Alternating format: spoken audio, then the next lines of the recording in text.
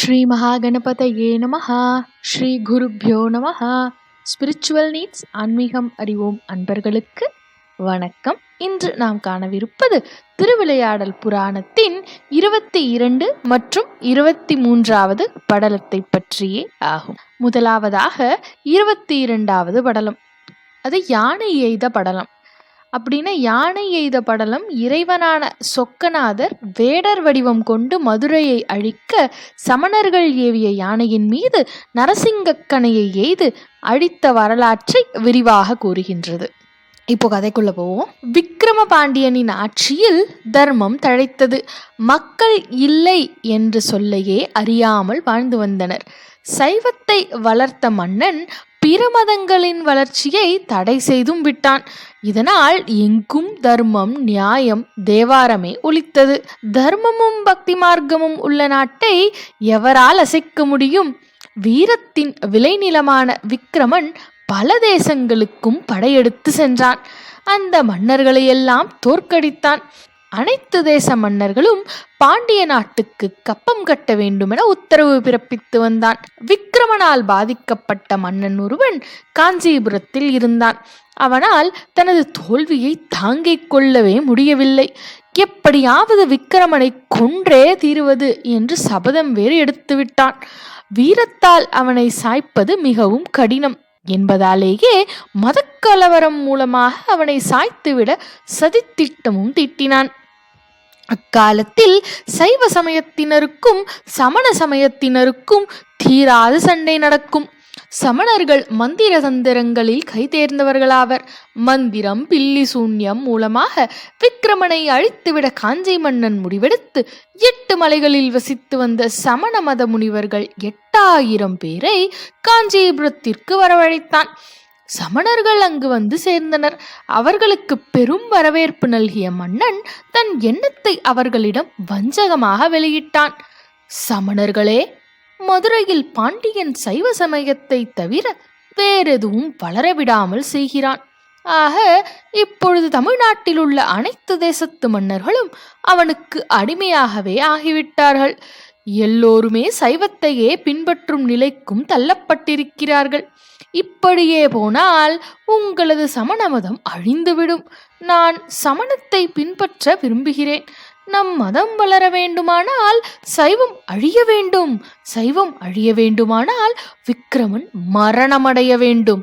அதற்கு நீங்கள்தான் வசியம் முதலான மந்திர சக்திகளை பயன்படுத்த வேண்டும் என்று கூறினான். இதை கேட்ட சமணர்கள் கொதித்தெழுந்தனர். ஆஹா, எங்கள் மதம் வளர்வதற்காக நாங்கள் என்ன வேண்டுமானாலும் செய்வோம். மேலும் சைவர்கள் எங்களுக்கு நிரந்தர எதிரிகள். மன்னா, கவலைப்படாதே. பூலோகமெங்கும் இனி உனது ஆட்சியே நடக்கும். சமணம் தழைக்கும். விக்கிரமனை கொள்ள நாங்கள் நேரில் செல்லப் போவதில்லை. இங்கேயே யாகம் ஒன்றை தொடங்கப் போகிறோம். இந்த யாகத்தின் முடிவில் நாங்கள் அனுப்பும் சக்தியால் விக்கிரமன் அழிந்து போவான் என்று கூறினர். இவ்வாறு ஆவேசமாக பேசினர். காஞ்சி மன்னன் தனது திட்டம் பலித்து விட்டது கண்டு எகத்தாளமாக சிரித்துக் கொண்டிருந்தான். யாகமும் துவங்கியது. எட்டி என்னும் விஷமரத்தின் சுள்ளிகளை யாக குண்டத்தில் சமணர்கள் இட்டனர். மேலும் விஷஜந்துக்களின் உடலிலிருந்து தயாரிக்கப்பட்ட கொழுப்பை யாக குண்டத்தில் எண்ணெயாக ஊற்றினர். ஹோமகுண்டத்தில் போடப்பட்ட அனைத்து வஸ்துக்களுமே விஷக்காற்றை சிந்துபவையாகவே இருந்தது. அதில் இருந்து எழுந்த புகை சுற்றுப்புறத்தை மாசுபடுத்தியது, நதிகளையும் வற்றச் செய்தது. சில நாட்களில் அந்த ஹோமகுண்டத்தில் இருந்து பயங்கர பிளிரலுடன் வழக்கத்தை விட கருமை நிறம் அதிகமான யானை ஒன்று வெளிப்பட்டது. கோபம் கொண்ட அந்த யானையை மயில் தோகையால் தடவிக் கொடுத்த சமணர்கள், ஏ மாபெரும் சக்தியே, நீ நேரே மதுரை செல். உன் உக்கிரத்தை அந்த நகரத்தின் மீது காட்டு. அந்நாட்டு அரண்மனைக்குள் புகுந்து அங்கிருப்போரை துவம்சம் செய்துவிடு. விக்கிரம பாண்டியனை கொன்றுவிடு. இது நாங்கள் உனக்கிடும் கட்டளை என்று ஆவேசத்தோடு கூறினர். யானை வேகமாக தலையை அசைத்து அசைத்து வந்தது. அதன் உக்கிரம் மிக கடுமையாக இருந்தது. கண் நிமைக்கும் நேரத்தில் தன் உருவத்தை மேலும் மேலும் பெரிதாக்கியது. அதன் கால்கள் வானமளவுக்கு வளர்ந்தன. 2 எட்டில் அது மதுரை நகர எல்லையே அடைந்து விட்டது. மதுரை நகரின் எல்லையில் இருந்த தோட்டங்களுக்குள் புகுந்து அவற்றை அழித்துக் கொண்டிருந்தது. வயல் சூழ்ந்த பகுதிகளுக்குள் புகுந்து பயிர் பச்சைகளை மிதித்து அழித்து துவம்சம் செய்து கொண்டிருந்தது. அருகில் சென்று விரட்ட முயன்றவர்களை மிதித்தே கொன்றது. மதம் பிடித்த அந்த யானையை அடக்க வழி தெரியாமல் மக்கள் மன்னனிடமே ஓடினர். மக்கள் பரபரப்புடன் அரண்மனையை நோக்கி ஓடி வருகிறார்கள் என்பதை சேவகர்கள் மூலம் முன்கூட்டியே அறிந்த மன்னன் ஒப்பரிகையில் வந்து நின்றான். விக்கிரமபாண்டியன் மக்களின் அச்சத்தை பார்த்து மிகவும் கலங்கியே போனான். மக்கள் அஞ்சும் முகங்களுடன் அவன் முன்னால் வந்து நின்றனர். அங்கு மக்களில் ஒருவர், பாண்டிய மாமன்னரே, நம் மதுரை மாநகருக்குள் இதுவரை யாருமே பார்த்தறியாத யானை ஒன்று வந்து கொண்டிருக்கிறது. அது வானத்தை எட்டுமளவு உயரமுடையதாகவும் இருக்கின்றது. இதுவரை இப்படி ஒரு யானையை நாங்கள் கண்டதே இல்லை. அதன் சிறு விழிகளில் நெருப்பு பொறி பறக்கிறது. அது பயிர் பச்சைகளை அழிக்கிறது. துரத்த சென்ற எங்களில் பலர் அதன் கோபத்திற்கு ஆளாகி இறந்து விட்டார்கள். தாங்கள்தான் எங்களை காப்பாற்ற வேண்டும் மன்னா என்று அழுகை கலந்த குரலோடு கூறினர். இது கேட்ட மன்னன் ஆச்சரியமும் அச்சமும் கூட அடைந்தான். வானவளவு உயர்ந்த யானையா? அப்படியானால் அதன் வலிமை அபரீதமாக இருக்குமே. இதை கொல்ல வல்லவர் எம்பெருமானாகிய சுந்தரேசரை தவிர வேறு யாராக இருக்க முடியும்? எனவே மதுரை நகருக்குள் அது நுழையும் முன்பே அதை கொன்றுவிடும்படி நாம் இறைவனை பிரார்த்திக்க வேண்டும். வாருங்கள் வாருங்கள், நாம் சோமசுந்தர பெருமானை சரணடைவோம் என்று கூறினான். மக்களும் மன்னன் பின்னால் ஓடினர். அனைவரும் அன்னை மீனாட்சியிடமும் சொக்கநாதரிடமும் மனம் முருக வேண்டி நின்றனர். அப்பொழுது அசிரீரி ஒலித்தது. விக்கிரமபாண்டியா, கவலைப்படாதே. பாண்டிய நாடு எனது தேசம். இங்கு மக்கள் கஷ்டப்படுவதை நான் சகிக்க மாட்டேன். நீ நம் ஊரின் வடக்கு எல்லையில் 16 கால் மண்டபம் ஒன்றை கட்டு. நான் வேடனாக வேடம் தரித்து அங்கு மறைந்து கொள்வேன். அங்கிருந்தபடியே அந்த யானையையும் கொள்வேன் என்று கூறியது. விக்கிரமபாண்டியன் இறைவன் முன்னால் விழுந்து வணங்கி நன்றி தெரிவித்து பின் மக்களை பார்த்து, சோமசுந்தரரே பாதுகாப்புக்கு வருவதாக சொன்ன பிறகு நமக்கென்ன பயம் என்று கூறினான். பின்பு மாலை நேரமாகிவிட்டாலும் மக்களுடன் அவன் வடக்கு எல்லைக்கு விரைந்தான். கற்கள் கொண்டு வரப்பட்டன. மண்டப பணி ஆயிரக்கணக்காருடன் விடிய விடிய நடந்தது. விடிவதற்குள் வேகமாக மண்டப பணி முடிந்துவிட்டது. மறுநாள் மக்கள் ஆவலுடன் காத்து கொண்டிருந்தனர். சோமசுந்தர பெருமான் தன் புலித்தோலாடைக்கு பதிலாக சிகப்பு பட்டு வஸ்திரம் அணிந்து வேல் வில் அம்பு தாங்கி யானையை அழிக்க புறப்பட்டார். அவர் 16 கால் மண்டபத்தில் ஏறியதும் மக்கள் அவரது திவ்ய தரிசனத்தை கண்டனர். விக்கிரமபாண்டியன் அவரது பாதங்களில் விழுந்து நமஸ்கரித்தான். மக்களையும் மன்னனையும் ஒதுங்கி இருக்க சொல்லிவிட்டு சோமசுந்தரர் நரசிம்ம பானம் ஒன்றை தொடுத்தார். அது மின்னல் வேகத்தில் சென்று யானையின் உடலை தைத்தது.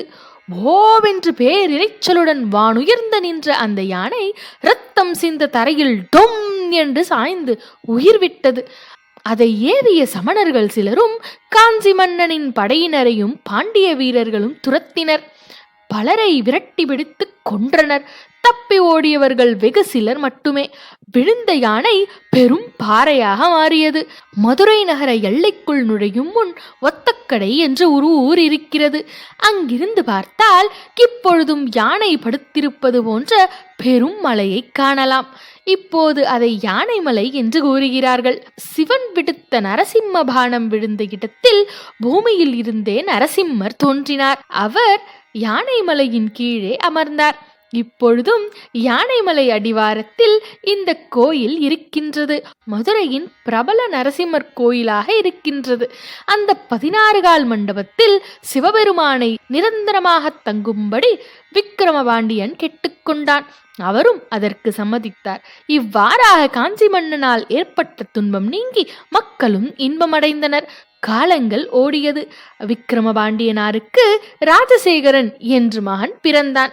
இத்தோடு இந்த 22வது படலம் நிறைவு பெறுகின்றது. அடுத்ததாக 23ஆம் படலத்தை பற்றி காண்போம். இந்த படலம் விருத்த குமாரபாலரான படலமாகும்.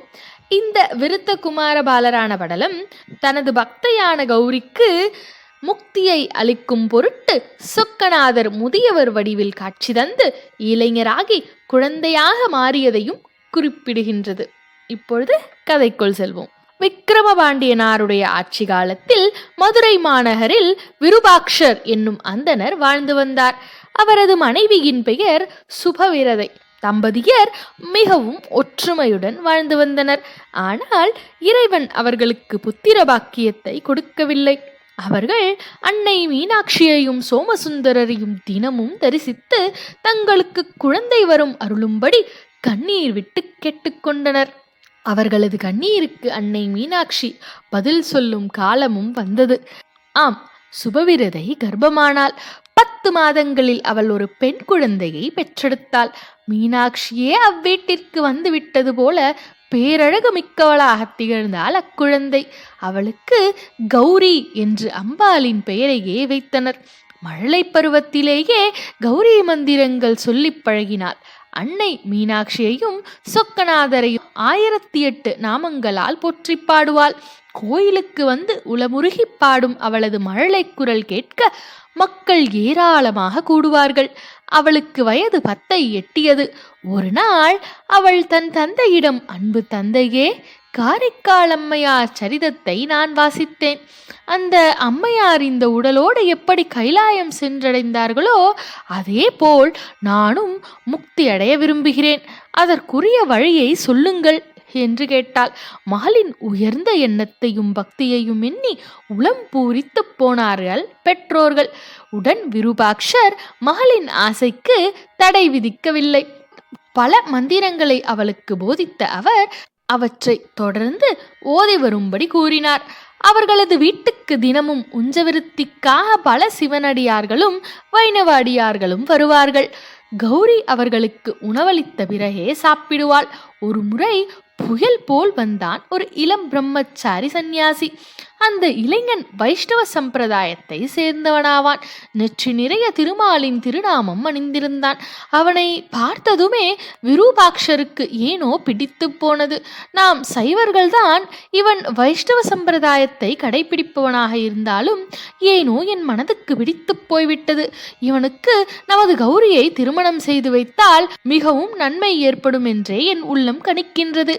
கௌரியிடமே இதை பற்றி கேட்டுவிடுவோமே என்ற எண்ணத்தில் அவளை அழைத்தார். இதற்குள் கௌரியும் சாப்பாட்டுடன் அந்த வைணவனுக்கு உணவிட வந்துவிட்டாள்.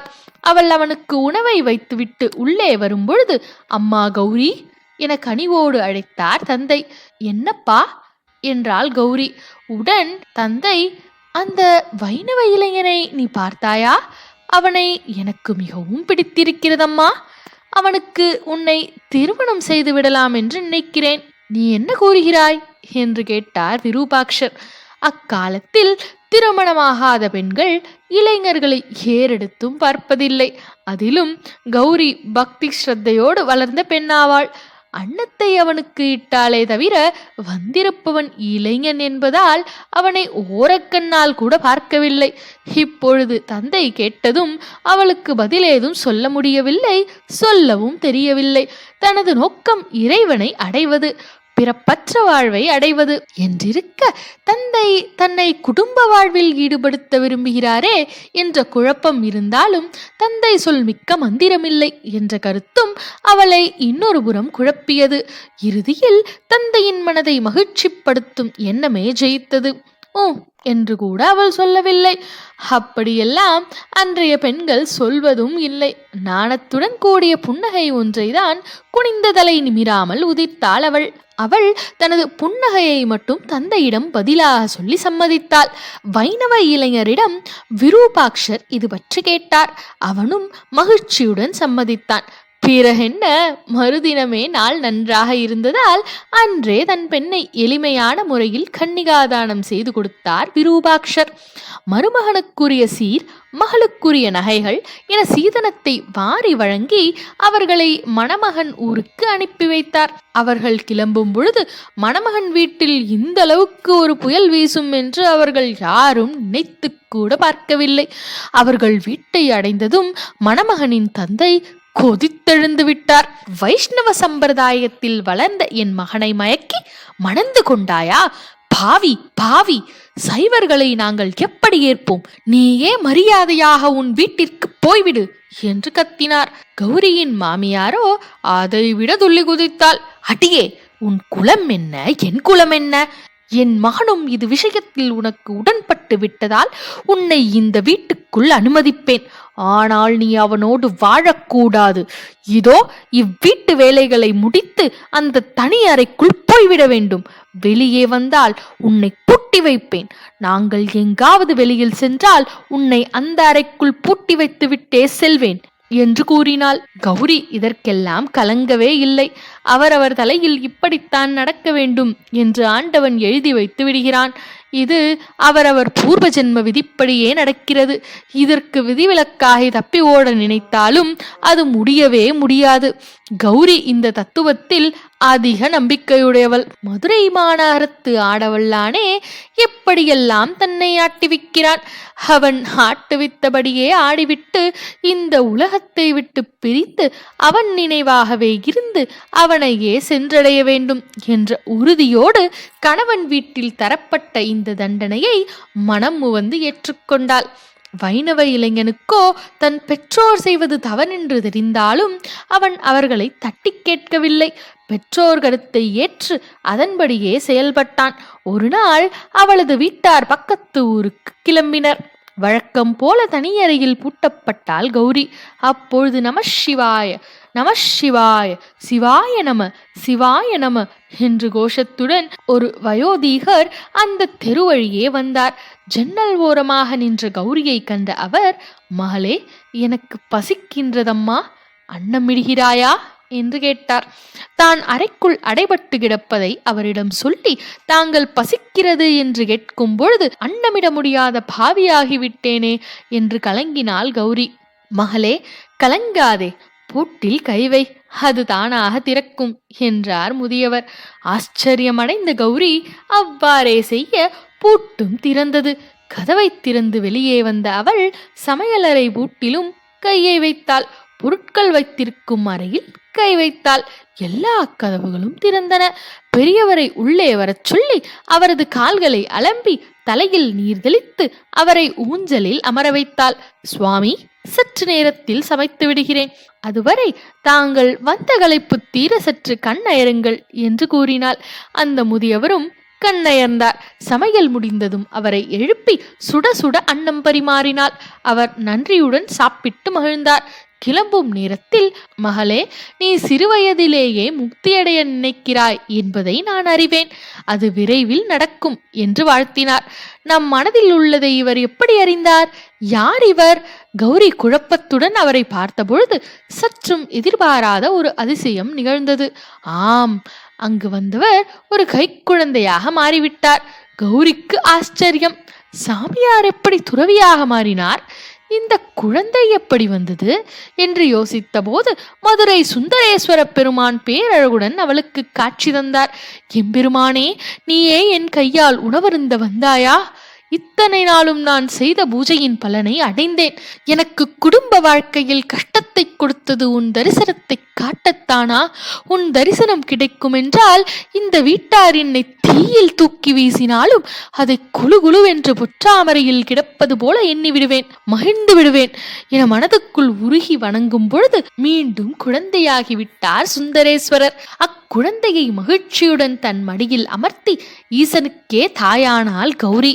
அப்பொழுது வெளியில் சென்றிருந்த அவளது வீட்டார் வந்தனர். பூட்டிச் சென்ற வீடு திறந்து கிடந்ததை பார்த்து அவர்களுக்கு அதிர்ச்சி.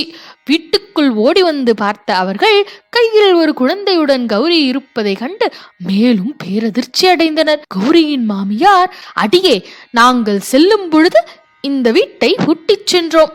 கள்ளச்சாவி எதுவும் தயார் செய்து வைத்திருந்தாயா? வீடு எப்படியடி திறந்தது? அது இருக்கட்டும், இந்த குழந்தை யாருடையது? இது எப்படி இந்த வீட்டுக்குள் வந்தது என்று கேள்வி மேல் கேள்வியை மூச்சு விடாமல் அடுக்கினாள். அத்தை, நீங்கள் சென்றதும் தேவதத்தன் என்பவரும் அவரது மனைவியும் இங்கு வந்தனர். இந்த கதவு எப்படியோ திறந்தது. அவர்கள் இந்த குழந்தையை என்னிடம் கொடுத்தனர்.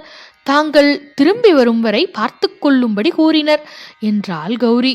இதை அத்தையும் மற்றவர்களும் நம்பவில்லை. நீ ஏதோ தகிடுதத்தம் செய்கிறாய். இனிமேல் இங்கே நீ வாழ முடியாது. வீட்டை விட்டு வெளியே போ என்று விரட்டினர்.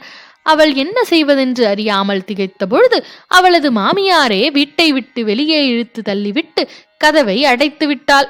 அனாதையாக வெளியில் குழந்தையுடன் நின்ற கௌரி கதறினாள். சுந்தரேச பெருமானே, ஏன் என்னை இப்படியெல்லாம் சோதிக்கின்றீர்கள் என்று கதறினாள். அப்பொழுது அவளது கையில் இருந்த குழந்தை மறைந்தது. அவள் முன் சுந்தரேஸ்வரர் ரிஷப வாகனத்தில் தோன்றினார்.